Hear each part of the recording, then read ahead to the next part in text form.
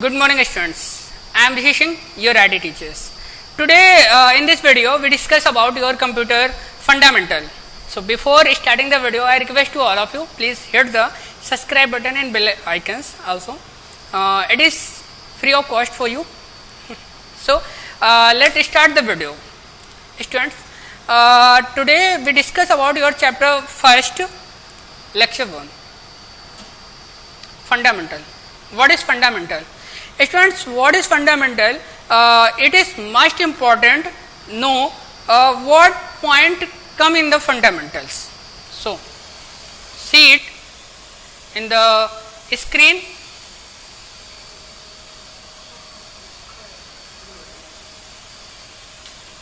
Second.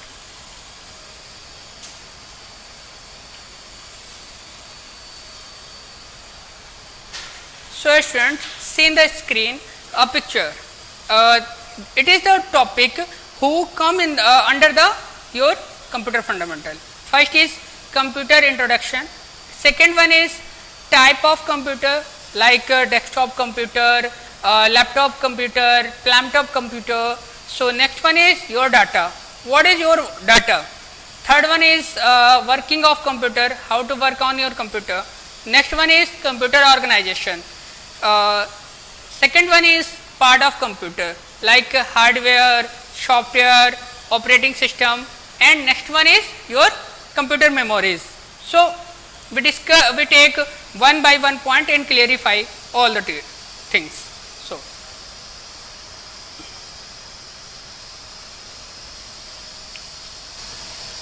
So first thing is our computer. What is computer, students? Computer, sometimes we call computer is an electronic device. That is true, but no, this is not a true.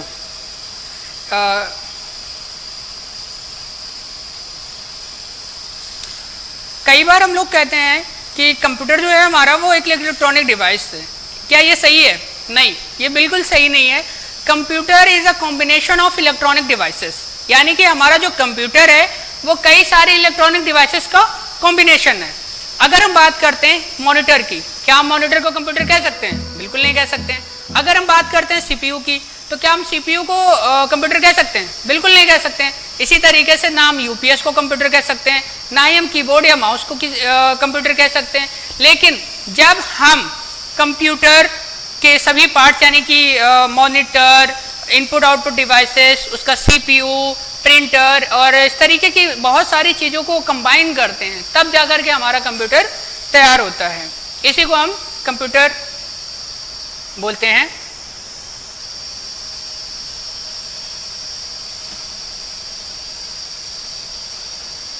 इसी को हम computer बोलते हैं.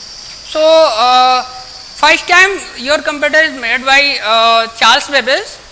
So we call the father of computer is Charles Babbage, यानी कि computer को Charles Babbage ने ही बनाया था और उन्हीं को हम कंप्यूटर का जनक या फादर भी बोलते हैं. So we take next things. Our next point is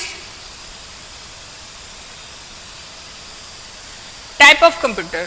So students, you see in this type many type of computer like tablet, laptop and your desktop computers. So अब डेस्कटॉप कंप्यूटर कैसे होते हैं? Desktop computer आपको पता है कि एक monitor screen होती है, उसका सीपीयू अलग होता है, कीबोर्ड और माउस अलग होते हैं और वही होता है. अगर हम बात करें टैबलेट्स की, तो टैबलेट्स कैसे होते हैं? हमारे स्मार्टफोन जैसे ही होते हैं, पूरा का पूरा टच स्क्रीन होता है और उसी के अंदर सॉफ्टवेयर में हमारा कीबोर्ड इनबिल्ट होता है, माउस इनबिल्ट होता है.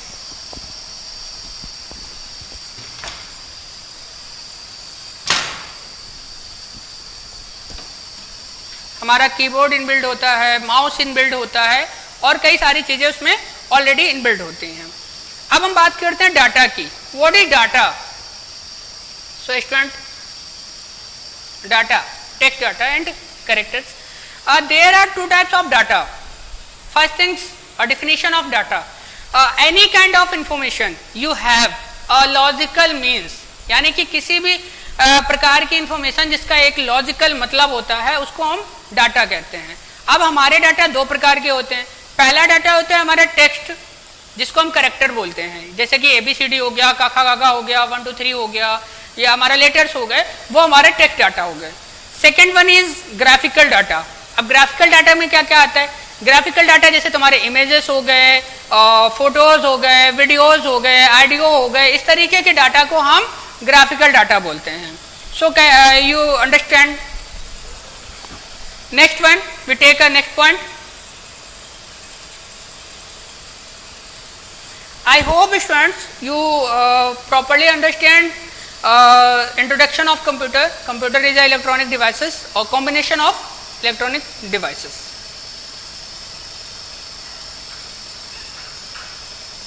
So next point is characteristics of computer. So what is characteristics of computer? There are many characteristics of computer like speed, versatility, accuracy, diligence and many more. तो जैसे कि हम लोगों को पता है, हम पहले पॉइंट लेते हैं स्पीड, कि कंप्यूटर जो होता है हमारा उसकी स्पीड बहुत ज़्यादा होती है, बहुत ज़्यादा। कंप्यूटर की स्पीड को हम मेगाहर्ट्ज में ही मापते हैं, या गीगाहर्ट्ज, मेगाहर्ट्ज दोनों मापक हैं उसके, और उन्हीं में हम उसकी स्पीड्स को मापते हैं। कंप्यूटर के लिए millions of task with in a second, यानी कि कई सारे कामों को करने के लिए उसके लिए 1 सेकेंड बहुत ज़्यादा होता है, वो हमारा नैनो सेकेंड या पिको सेकेंड में वर्क करता है। तो इस अकॉर्डिंग हमारे कंप्यूटर की स्पीड जो होती है वो बहुत ज़्यादा होती है। Next point is versatility. Sorry, is the ability of computer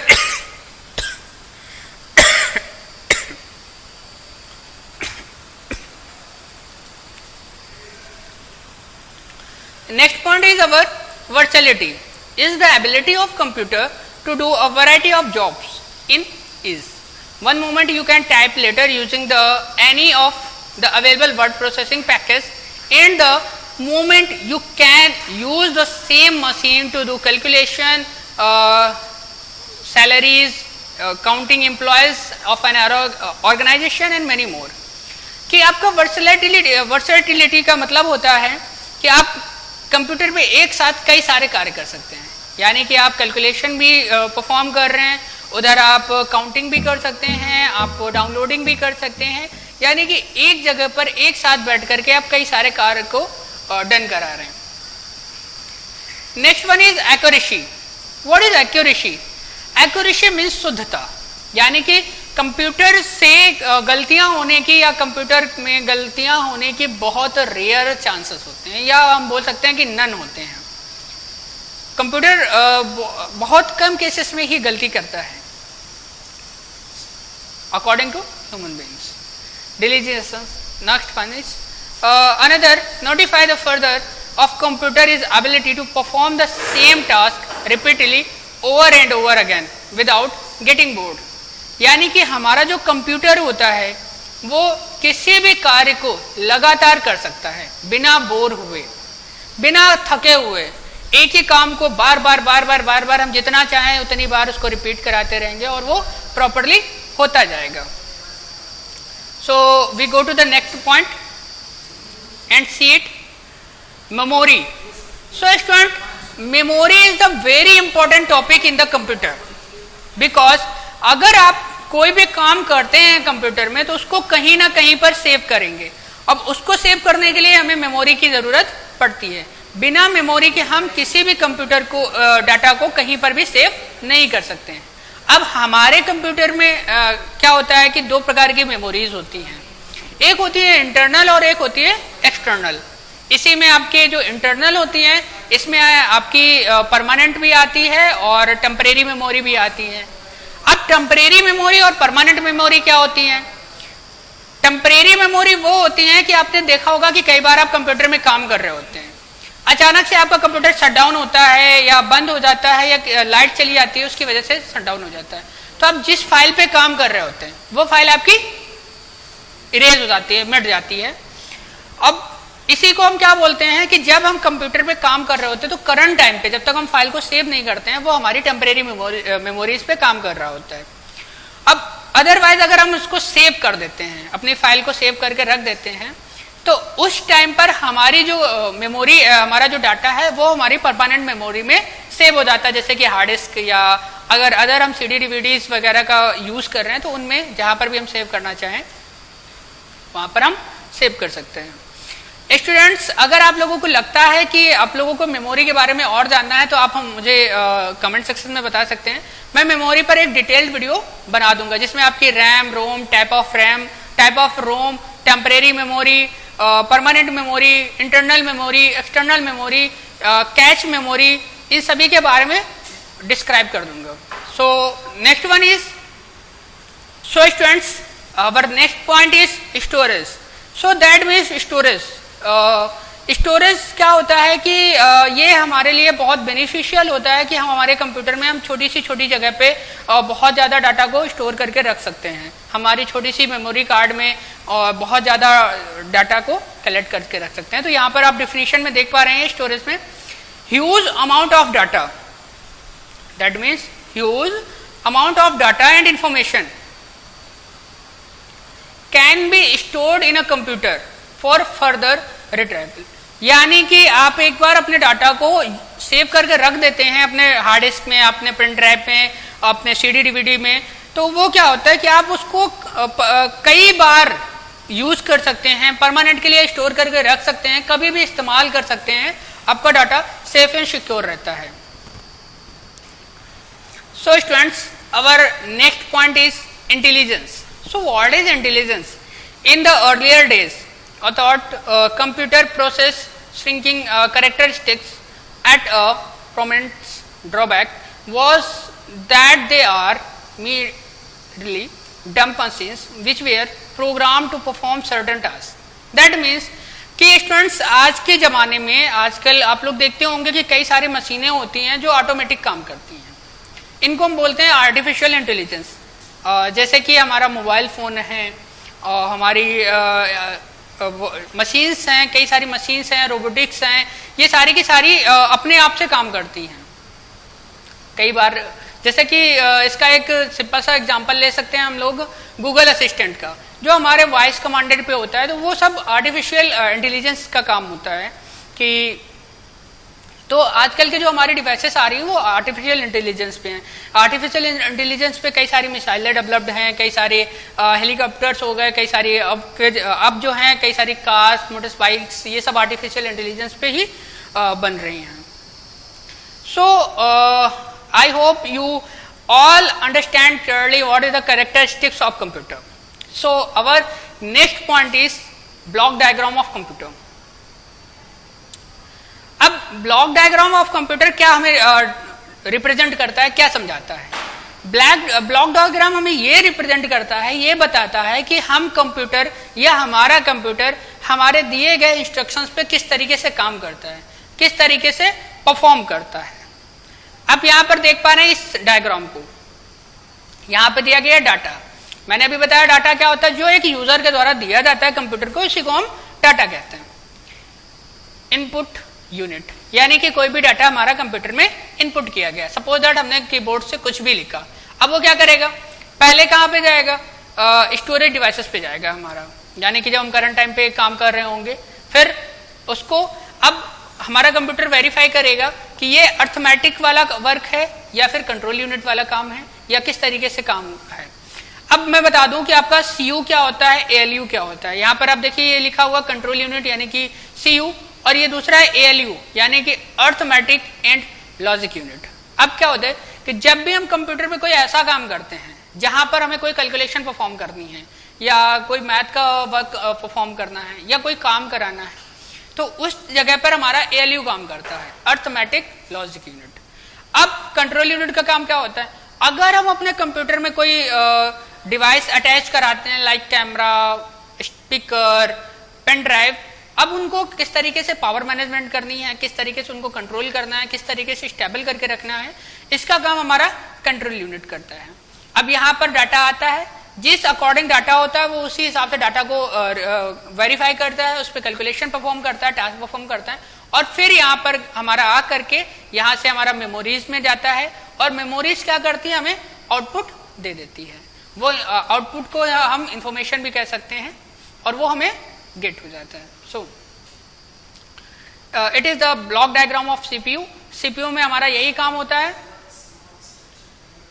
so we take a next point. So understand the functionality of computer, we need to understand the process of task execution. यानी कि हमें अगर computer की functionality को समझना है तो सबसे पहले हमें यह समझना होगा कि हमारा कंप्यूटर किन टास्क पे काम करता है और किस तरीके से काम करता है. First point is accept input. जैसा कि अभी तो आप लोगों ने डायग्राम में देखा है कि सबसे पहले हमें कंप्यूटर में काम कराने के लिए या कंप्यूटर से काम लेने के लिए सबसे पहली चीज होगी क्या, कि हमें उसे इनपुट देना पड़ेगा, हमें उसे बताना पड़ेगा कि एक्चुअली में उसे करना क्या है. So second point is storage. अब जब भी हम कोई डाटा इनपुट करते हैं, कोई भी फाइल इनपुट करेंगे, कोई भी डाटा इनपुट करेंगे या कोई इंस्ट्रक्शंस कंप्यूटर को देंगे, तो सबसे पहली चीज वो कहां पे जाएगी? सबसे पहली चीज जाएगी वो मेमोरी में. अब तो यहां पर लिखा है the input receive in the above steps are store in the computer memory. यानी कि जैसे आपने डायग्राम में देखा कि जो भी हमारा इनपुट होगा सबसे पहले जाएगा वो हमारी मेमोरी में. Called random access memory. कहां पर? रैम पे. और रैम हमारी कैसी मेमोरी होती है? टेम्परेरी मेमोरी होती है. It is also called main memory, primary memory और working memory of the machine. यानी कि रैम क्या होती है? हमारी रैम बहुत इंपॉर्टेंट होती है एक कंप्यूटर सिस्टम में. यानी कि कोई भी सॉफ्टवेयर जब करंट टाइम पे ओपन होता है वो रैम पे ही ओपन होता है और किसी भी डाटा को करंट टाइम पे ये यहां पर वो सेव करता है. नेक्स्ट वन है storage. Here you see storage play a very important role. यानी कि अब कंप्यूटर पे जब हमें काम करना है तो जाहिर सी बात है कि हमें स्टोरेज की नीड होगी. और जब स्टोरेज की नीड होगी इसका मतलब है कि हमारा कंप्यूटर में स्टोरेज एक बहुत इंपॉर्टेंट रोल प्ले करता है. कोई भी हम इनपुट देंगे, कोई भी हमें इंफॉर्मेशन चाहिए, तो जब तक वो स्टोर नहीं होगी तब तक हम उसको देख ही नहीं सकते. All the input that intermediate result of computation carried out and the final result are stored in the memory of the computer. यानी कि सारा का सारा जो प्रोसेस हो जाता है वो प्रोसेस होने के बाद सारी चीजें क्या होती हैं? वो मेमोरी में स्टोर होती हैं और वो मेमोरी में स्टोर होने के बाद हम लोगों को एज अ आउटपुट दिखा दिया जाता है. The next is the program and data not currently required are stored in the secondary memory. यानी कि करंट टाइम पे हमें उस चीज की जरूरत नहीं होती कि हम उसको सेकेंडरी स्टोरेज डिवाइस में सेव करें, लेकिन अगर हमें उसे फ्यूचर के लिए यूज करना है तो हमें इस चीज को परमानेंट मेमोरीज में या हमारी जो अदर मेमोरीज हैं, हार्ड डिस्क, सीडी, डीवीडी या ड्राइव, उनमें हमें सेव करना जरूरी है. It come into form such as hard disk, pen drive and CD ROMs. यानी कि जो हमारी मेमोरीज होती है, परमानेंट मेमोरी होती है, वो हार्ड डिस्क हैं, पेन ड्राइव्स हैं, सीडी हो गई, डीवीडी हो गई, या यूएसबी का भी यूज करते हैं हम लोग. So third point is control. That means अब कंट्रोल का मतलब क्या है? कि आप कंट्रोल के वर्ड से ही समझ सकते हैं कि कंट्रोल का मतलब क्या है. कि the manner in which the program is to be executed and manage by the control unit of the computer.